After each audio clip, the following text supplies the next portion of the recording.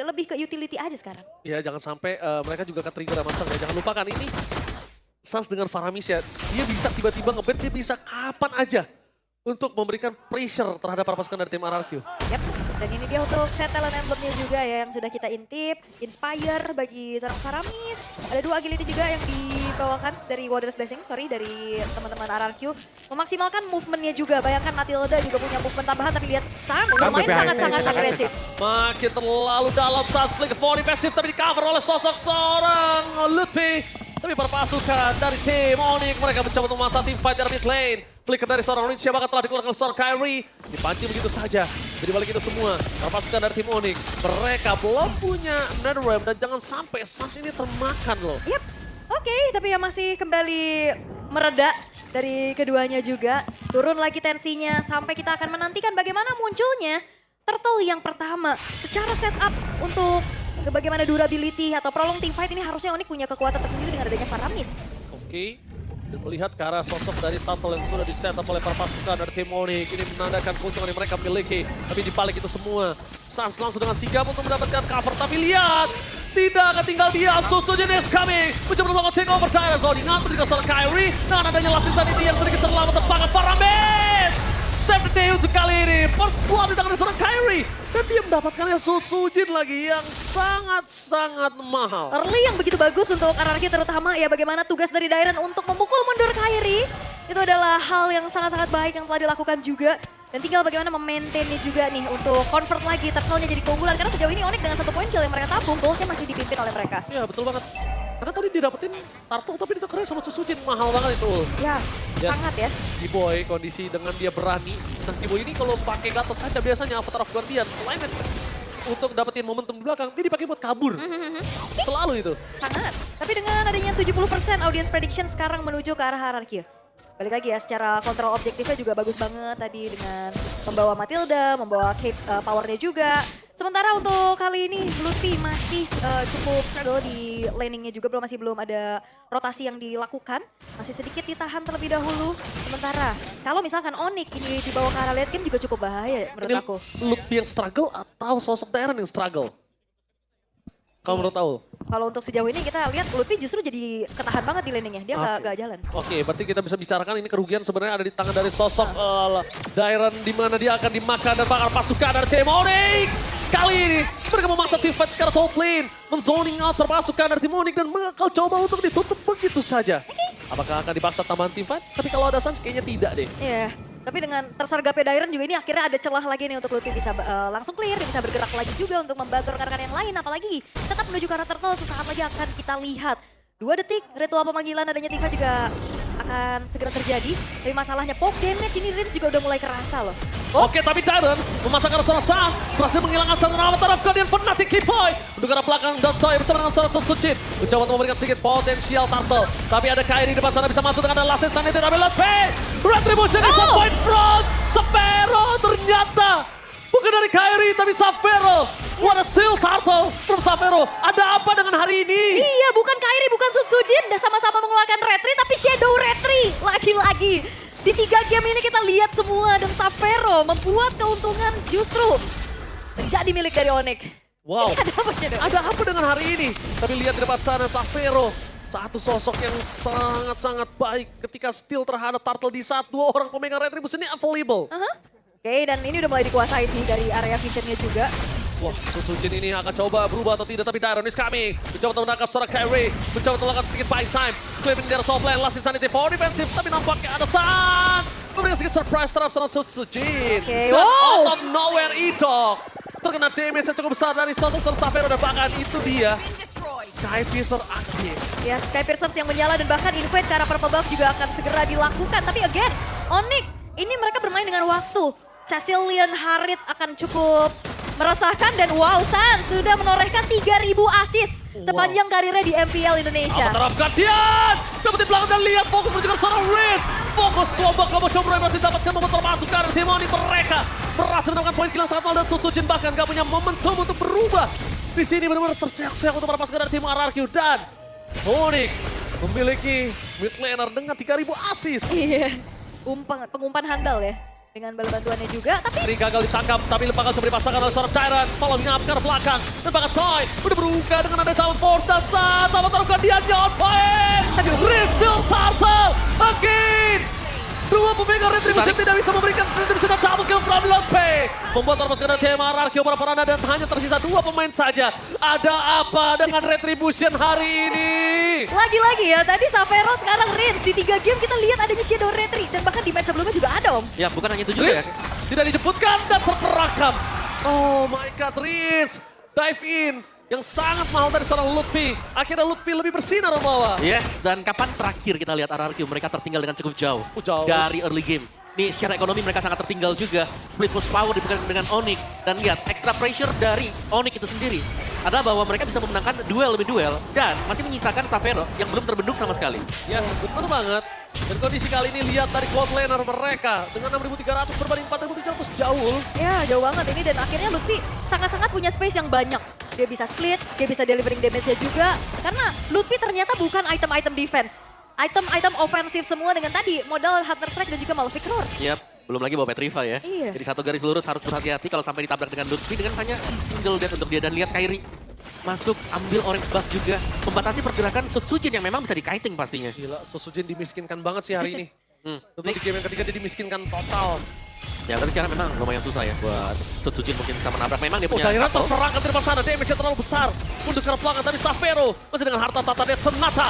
Mencoba untuk memberikan satu buah damage di arah bottom lane. Karena satu turret sangat mahal, tapi ketika udah ada ancang-ancang dengan Salmon Force yang dikeluarkan oleh seorang Toy, ini tandanya ada satu perintah untuk para pasukan dari tim Onyx untuk mundur. Dan team fight di arah Lord akan lebih kuat untuk Onyx. Ya, nggak mau terlalu terburu-buru juga untuk memaksakan masuk ke inner turret ya. Lebih ke nahan resource-nya. Dan bahkan ini turret-turret dari Onyx belum ada yang tersentuh sama sekali Om. Iya, ini mereka sangat-sangat konsisten juga. Dengan tim fight continuous yang bisa dijaga NetherRealm ada. Ya. Jadi ini membuat mereka sangat powerful dan cukup pede untuk bisa menabrak siapapun ya. Berarti dari Kairi sendiri ini punya nyawa yang sangat banyak. Tenaga armor pecah, NetherRealm masih akan ada juga. Dan dia belum punya Immortal loh. Iya, Immortal. Masih on the way menuju ke Immortal. Winter. Wah, banyak yang bisa dilakukan oleh seorang Kairi. Dan itu dia. Wah, Lord sudah diamankan oleh para pasukan dari tim Onyx dan Omowa sempat berbicara kalau misalnya early game RRQ berhasil dimakan dan ditekuk, kemungkinan RRQ tidak bisa mendapatkan game tersebut. ya dan ini sudah separuh jalan ternyata untuk Onyx juga. Melihat item tadi untuk Suns itu sendiri. Lightning Tranchant menjadi second item buat dia. Full damage untuk Onyx. Ya, itu dia ya. Ada ledakan lagi, ada efek burn, ada ledakan. Tapi Om, untuk RRQ kalau misalkan mereka menahan game ini selama mungkin, Oke, apa yang akan terjadi? selama mungkin. Iya. Peluangnya ada di Rins. Karena menurutku kalau kita bawa sampai late game, Lucas ketemu dengan Granger akan di-kite sampai ujung dunia. Dicicil ya. Dicicil terus-terusan, gak bisa mendekat dan bahkan langsung dibalikan. Belum lagi di depannya masih ada Kairi yang selalu akan menjadi batu ya, batu sandungan untuk bisa mendekat ke Savero. Oke, berarti asuransinya ada di Rins juga untuk Rins. bisa menahan high ground-nya ya? Yep. Oke, tapi masalahnya sekarang Lord juga udah mulai menabrakkan dirinya terhadap inner turret di arah bottom lane. Akan memancing lagi pasif dari Holy Defense untuk di bawah. Tapi nampaknya di arah bottom lane dengan pasif yang masih ada, mereka agak cukup tenang. Tapi jangan lupakan di arah top lane. Seorang Sosujin hampir saja termakan oleh seorang Lutfi.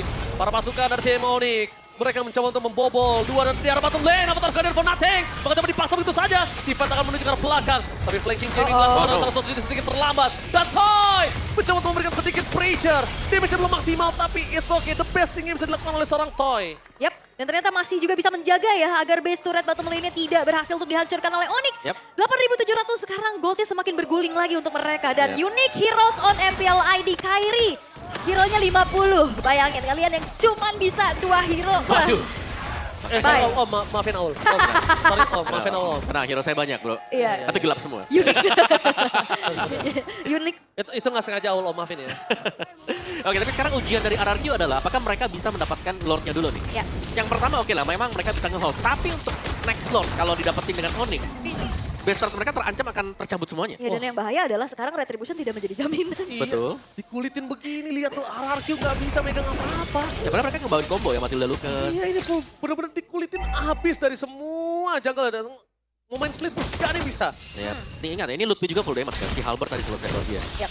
Ini nextnya baru dia bakal menuju ke defense item. Ya, dan walaupun ya kalau tadi sempat kita bahas sedikit ya Om, kayak RRQ tinggal coba untuk tahan aja selama-lamanya sampai dapetin power spike-nya untuk Cecilian dan juga Harriet-nya. Yep. Tapi masalahnya Lutfi ini kayaknya tipikal yang berani tuker gak sih? Kalau misalkan dia tabrak ke belakang dan Rins-nya nggak ada high ground defense, itu kan bakal lumayan berat. Ya. Dari tadi nggak usah Rins, nggak usah Luffy Om Awa. Lihat deh Keyboy, Keyboy juga berani banget dia masuk. Keyboy masuk ke bawah ketika ada turret aja masih berdiri kokoh dia masih masuk. dengan kalkulasi revitalize-nya juga ya. Tapi sementara itu dengan adanya Lord, kalau di in-game ini Lordnya udah jadi Madara nih. Waduh, betul. Tapi Lord ini seharusnya tidak akan menjadi konteks sama sekali untuk Onyx. Lihat bagaimana positioning untuk RRQ juga yang hanya melakukan defense. Dan mereka harus bisa menjaga positioning Prince. Ya. Oh Yang wajib banget untuk recover. my god, 10.000 gold difference. Gimana caranya RRQ bangkit Om Wawa? Ya itu dia. Sanguine Claw dari Rins kalau memang hit di target yang tepat. Mungkin bisa, tapi itemnya juga harus bisa mendukung ya. Karena sekarang item dari Rins masih di Glowing dan juga Wishing Lantern. Belum ada Holy Crystal.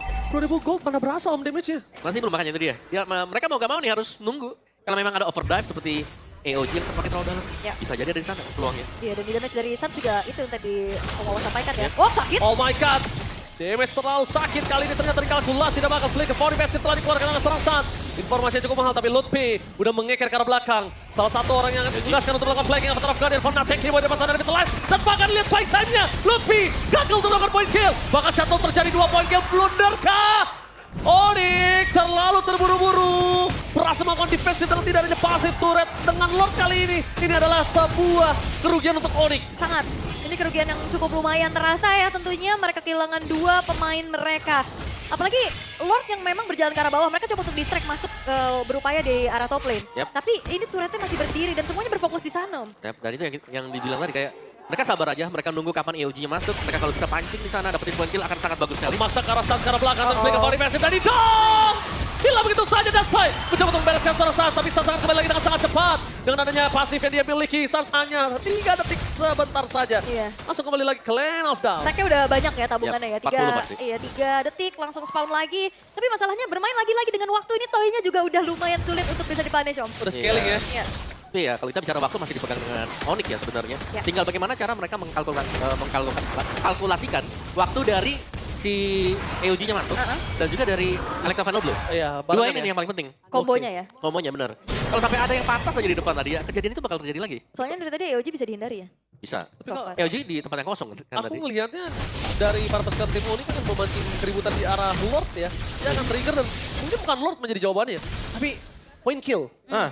Dan kalau bisa ya, kalau mau lebih enak untuk Onyx misalnya mereka mau masuk ya, mereka harus bisa pancing di luar. Gak bisa di area-area yang ada base turret atau ada base-nya juga. Iya di dalam defensive Benar, mereka karena- susah ya. Benar, selama masih ada Rins yang gak tumbang, nah itu bakal enak banget. Yap. Dan tugasnya mungkin untuk Lutfi ya yang bisa tabrak ke belakang juga dengan Yap. damage dealingnya. Karena secara yang bisa jangkau ke belakang sebenarnya ada Kiboy juga, cuman Kiboy tetap butuh follow up. Benar. Dan ya follow up paling dekat dengan dia ya Lutfi ya. Untuk bisa langsung masuk juga. Karena kalau kita melihat dari front to back-nya ya kayak ini bakal menjaga Savero gitu. Oh ya itu dia. Dengan masih keunggulan bagi Onyx, tapi RRQ seakan-akan juga mereka masih stay on the game meskipun dengan gap gold yang sangat-sangat jauh nih. Iya, ini luar biasa banget permainan dari kedua belah tim Soebel Arena. Mari kita berikan tepuk tangan dulu. Luar biasa. Permainan yang sangat luar biasa dari kedua belah tim. Royal Derby memanas kali ini dapatkan Keyboard. Ternyata damage cukup sakit dari seorang Winsya. Avatar Guardian for Defensive memberikan informasi yang sangat mahal. Untuk para pasukan dari tim RRQ. Apakah mereka akan memancing keributan kali ini? Yes, dan Radiant Armor ini nggak nahan ya damage dari Rins. Benar. Sudah mulai jadi ya. Sudah mulai sakit bentuk Rins-nya. Karena Wishing Lantern dipakai, Defend Glaive juga ada.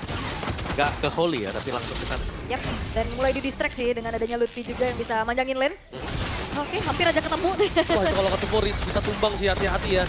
Tapi Dairan sepertinya tidak memiliki kemampuan untuk bisa bertahan cukup lama di depan sana. Mundur adalah sebuah jawaban kayaknya, tapi itu Petrify! Maka coba dipaksa.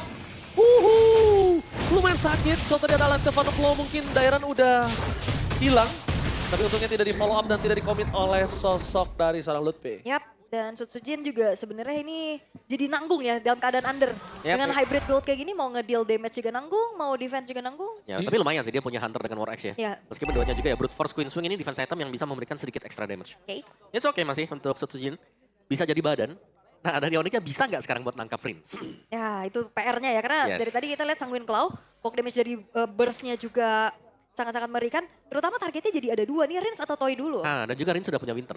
Nah itu. Lebih susah lagi untuk bisa dijangkau. Oke, Wah. lihat di depan sana. Perpasukan dari tim Onyx bakal memaksa. Karena Lord sudah masuk ke bottom lane. Petrif jadi pilihan utama, tapi lihat terperangkap. Sutsujin! Sutsujin! Dan kalau Rins juga tumbang, ini bencana. What a reverse sweep from Monica. Tapi masih bisa bertahan dan Onyx! Reverse sweep is real! Berhasil membalikkan keadaan dan membuktikan the Baba Yema event is real. Dan revenge dari leg yang pertama, Sang Raja Langit, sudah bangkit.